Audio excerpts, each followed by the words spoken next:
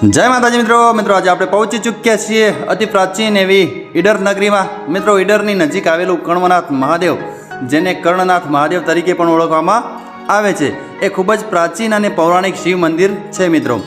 મિત્રો આ મંદિર ઈડરના ગિરિમથકોની વચ્ચે સ્થિત છે।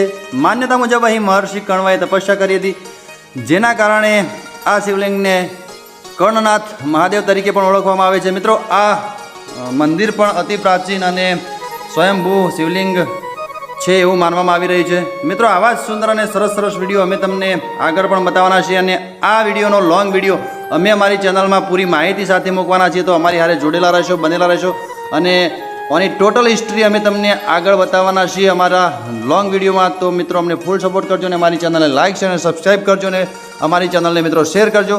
તો સામે તમે જોઈ રહ્યા છો મિત્રો, અહીંયા 7 ગ્રહોના પણ મંદિર આવેલા છે, એટલે કે આપણે જે 7 વાર કહીએ છીએ, 7 વારના પણ અહીંયા મંદિર આવેલા છે। તો એની પણ અમે તમને આગળ પણ માહિતી આપવાના છીએ। તો મિત્રો આવા જ સુંદર અને સરસ વિડીયોમાં આપણે મળતા રહીશું। ત્યાં સુધી તમારા પરમ મિત્ર ભાગ્યેશ ગઢિયા રજા આપશો। તો આવજો બધા। જય માતાજી, રામ રામ, નમસ્કાર, હર હર મહાદેવ।